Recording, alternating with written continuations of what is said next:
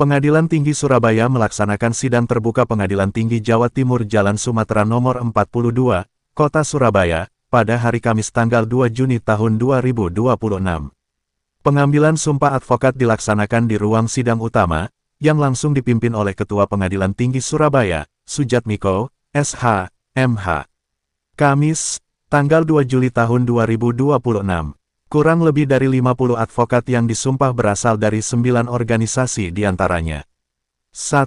Perkumpulan Pengacara Berkeadilan Sejahtera atau PERAKES. 2. Perkumpulan Advindo Astra Nawasena atau Peradinas. 3. Perkumpulan Badan Advokat Solidaritas Merdeka Indonesia atau Pembasmi. 4. Persaudaraan Advokat Indo Nusantara atau Peradi Nusantara.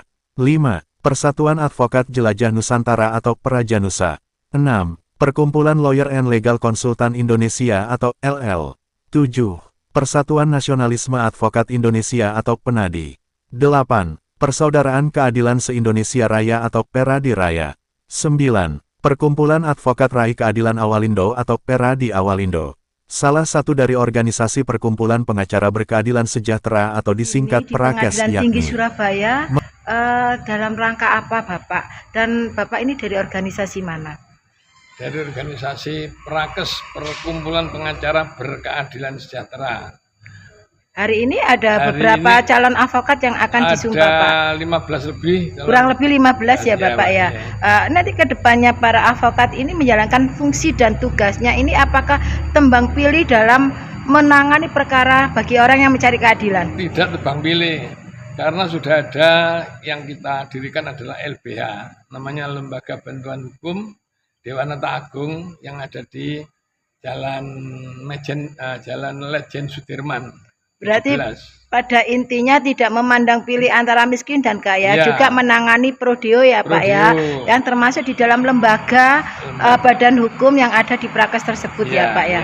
Nah, Pak, harapannya apa sih Pak dengan PERAKES ini, wacana kedepannya Pak? Wacana kedepannya itu membentuk untuk advokat yang bisa menjalankan roda permasalahan yang tidak keluar dari koridor aturan-aturan pemerintah. Pada intinya para advokat ini sesuai dengan undang-undang advokat atau apa ya Pak ya? Kan ada yang pasal advokat, undang-undang advokat, intinya itu yang tidak menyalahi aturan dan tidak terkena oleh sanksi kode etik juga pidana ya Pak. Intinya seperti itu Pak ya. Intinya yang amanah, dan mencetak mindset skill advokat yang jujur dan tidak ada menelantarkan klien atau dan tidak istilahnya itu tidak memberikan merugikan klien. Intinya seperti itu ya Pak ya. Jadi juga PERAKES ini sendiri menerima katakanlah calon-calon advokat atau kerjasama dengan kampus-kampus lainnya untuk ini. Iya. Salah satunya Unsuri, terus Kamarudin, Universitas Kamarudin, malah dosen-dosen di Kamarudin itu sudah masuk di PERAKES semua. Intinya seperti itu Pak ya. Terus lagi di Universitas Teknik Surabaya yang di Manuan. Intinya seperti itu Pak ya, bekerja sama dengan kampus-kampus lain untuk menerima penyumpahan advokat di Pengadilan Tinggi Surabaya Jadi dari itu karena MOU-nya itu bilang fungsinya apa? Fungsinya supaya murid-murid itu yang pengen jadi advokat itu kan harus di PKPA dulu, pendidikan khusus profesi advokat. Habis itu baru disumpah di BAS. Karena kalau mau bekerja di pengadilan tanpa ada sumpah tidak diperkenankan. Dalam persidangan Pak ya, intinya harus ada BAS dan penyumpahan. Ada PKPA itu. Intinya seperti itu ya Pak ya. Jadi prosedurnya seperti itu agar mencetak para advokat ini disumpah dulu baru bisa menjalankan dipersidangkan yang ada di pengadilan-pengadilan. Baik pengadilan agama maupun pengadilan. Yang penting BAS-nya itu Pak ya, yang penting Pak ya. Kalau tanpa itu nggak bisa menjalankan. Bisa jadi BAS itu berarti PKPA sudah lolos. Ya, berarti kalau nggak ada itu berarti nggak bisa untuk melakukan penyumpahan persidangan di pengadilan Pak ya. Oke, terima kasih Bapak. Anda seorang avokat dari Prakas itu sendiri. Kenapa sih Anda menjadi avokat? Apa yang menjadi dorongan Anda menjadi avokat? Jadi begini ya, motivasi saya menjadi advokat itu pertama adalah apa? Jadi masyarakat kita ini banyak yang nggak hukum, sehingga kenapa kita harus jadi advokat? Karena dengan advokat ini kita diberikan posisi yang sama sebagai APH.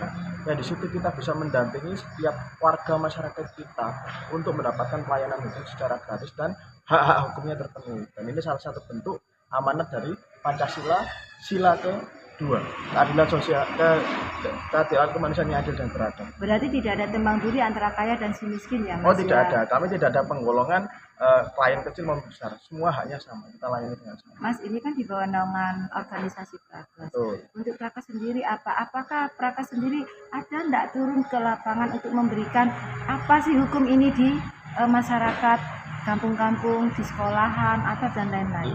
Baik, begini, jadi kalau kami turun secara langsung tanpa undangan tentunya tidak pernah ya, untuk Pak Ketua tadi belum seperti itu. Tapi kami mempunyai program namanya Paralegal Hukum. Dan di situ Paralegal Hukum itu kami memfasilitasi semua warga masyarakat, karena secara Departemen Kumham nomor 1 tahun 2018 bahwa tidak harus sarjana hukum untuk menjadikan pendampingan hukum, baik itu di tingkat kepolisian, pokoknya tingkat penyidikan ya, di luar litigasi. Dan di situ bisa perdata dan pidana, sehingga masyarakat tercover dan bakti sosial kami melalui program Paralegal Hukum. Intinya seperti itu Pak ya. Untuk Prakas sendiri ada enggak selama ini Ya. di Prakas sendiri oknum avokat kesandu pidana atau kode etik?